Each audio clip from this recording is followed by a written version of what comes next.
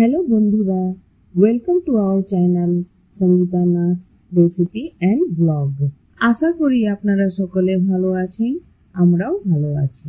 আজ শেয়ার করছি পাতুরির দুটো রেসিপি।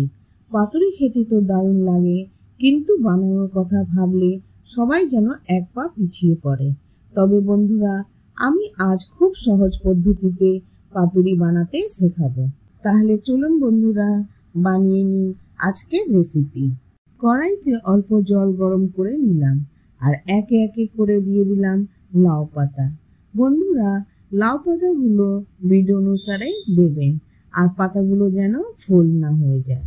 পাতাগুলো গরম জলে দেওয়ার আগে ভালো করে ধুয়ে নিতে হবে, আর পাতাগুলো বড় বড় হলে বেশি ভালো হয়। পাতার মাঝে যেন কোনো কাটা ছেঁড়া না থাকে। 2-3 মিনিট পাতাগুলোকে ভাপিয়ে তুলে নিলাম আর ঠান্ডা করতে রেখে দিলাম। এইবার মিক্সি জারে ভেজানো মসুর ডাল দিয়ে দিলাম। বন্ধুরা, আমি এইখানে প্রায় 100 গ্রাম মসুর ডাল ইউজ করেছি, আর ডাল প্রায় আধ ঘন্টা অবধি ভিজিয়ে রেখেছিলাম। একে একে দিয়ে দিলাম কিছু গোটা কাঁচা লঙ্কা, 15-20টা রসুনের কোয়া আর সামান্য জল দিয়ে ব্লেন্ড করে নিলাম। বন্ধুরা, আপনাদের স্বাদ অনুসার আপনারা লঙ্কা দেবেন।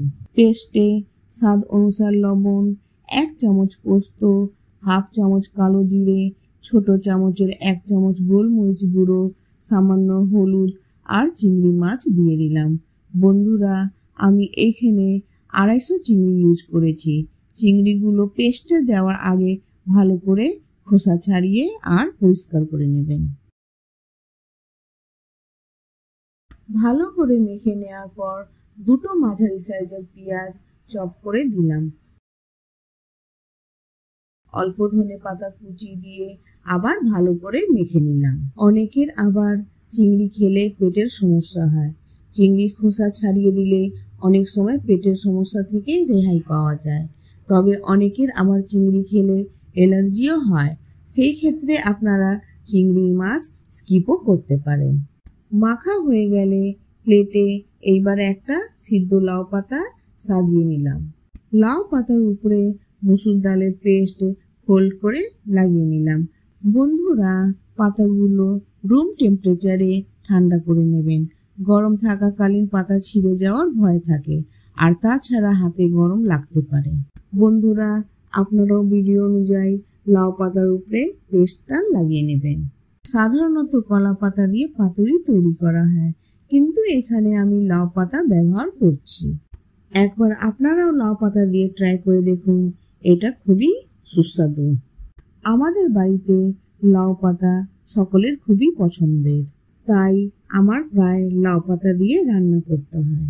এই জন্য বন্ধুরা, আপনারাও আমার চ্যানেলে অনেক লাউ পাতা রেসিপি আগামী দিনে দেখতে পারবেন। এর আগে আমি লাউ পাতার ঝোল রেসিপি শেয়ার করেছিলাম, যেটা আমি লিংক করে দিচ্ছি, সময় করে আপনারাও একবার দেখে নেবেন। কড়াইতে সামান্য রিফাইন্ড তেল দিয়ে দিলাম, আর তেল গরম হয়ে আসলে একে একে পাতুরি দিয়ে দিলাম। বন্ধুরা, ডালের সাইডটা তেলের দিকে ছাড়বেন, যাতে পাতুরিটা লক হয়ে যায়। মিডিয়াম টু লো ফ্লেমে বারে বারে উলট পালট করে পাতুরি ভেজে নেব, যতক্ষণ পাতুরির রংটা চেঞ্জ না হয়ে যায় আর ভেতরের পেস্টটা শক্ত না হয়ে যায়। আপনারাও ভিডিও অনুযায়ী পাতুরিকে ভেজে নেবেন। বন্ধুরা, আমাদের এইখানে 40 ডিগ্রি টেম্পারেচার। আপনাদের ওইখানে গরম কেমন কমেন্ট করে আমাকে জানাবেন। এই যে বন্ধুরা, রেডি হয়ে গেল আমাদের আজকের ফার্স্ট রেসিপি, লাউ পাতার পাতুরি।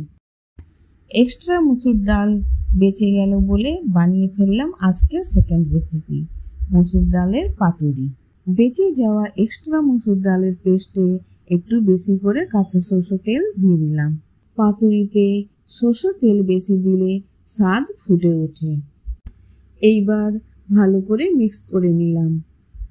একটা ছোট স্টিলের টিফিন বক্সে মসুর ডালের পেস্ট দিয়ে দিলাম। আপনারাও এইখানে যে কোনো মেটালের কন্টেনার ইউজ করতে পারেন। আশা করি আমার রেসিপি আপনাদের ভালো লেগেছে। ভালো লাগলে লাইক, শেয়ার অ্যান্ড সাবস্ক্রাইব করে দেবেন। আর ফেসবুক বন্ধুরা, আমার পেজকে ফলো করে দেবেন। উপর থেকে কিছু গোটা কাঁচা লঙ্কা দিয়ে ভালো করে বন্ধ করে নিলাম। কড়াইতে জল গরম হয়ে আসলে টিফিন বক্সটাকে বসিয়ে দিলাম।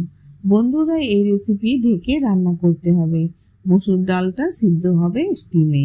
মিডিয়াম টু হাই ফ্লেমে 5 থেকে 8 মিনিট এই ডালটা সিদ্ধ হতে লাগে, কিন্তু আপনারা জল থেকে তোলার আগে একবার চেক করে নেবেন। হালকা হালকা গরম অবস্থাতেই প্লেটে সিদ্ধ করা মসুর ডাল নিয়ে নিলাম, আর তাতে দিলাম কাঁচা সরষের তেল। ভালো করে এবার চটকে মেখে নিতে হবে। লঙ্কাটাও ভালো করে চটকে মেখে নিলাম। আপনারা আপনাদের স্বাদ অনুসারে লঙ্কা মেখে নেবেন। এই যে বন্ধুরা, রেডি হয়ে গেল আমাদের দ্বিতীয় রেসিপি, মসুর ডালের পাতুরি। এই মসুর ডালের পাতুরি গরম গরম ভাতের সঙ্গে খেলে আর কিছুই লাগে না, এতই সুস্বাদু। প্লেট করলাম অল্প করে সরষের তেল দিয়ে। পাতুরিতে কাঁচা সরষের তেলের ফ্লেভার আর সেই ঝাঁসটায় যেন মন খুশি করে দেয়। আমার পুরো ভিডিও দেখার জন্য আপনাদেরকে অসংখ্য ধন্যবাদ। তবে বন্ধুরা, ভিডিওটা এখানেই শেষ করছি। আবার দেখা হবে আগামী নতুন রেসিপিতে।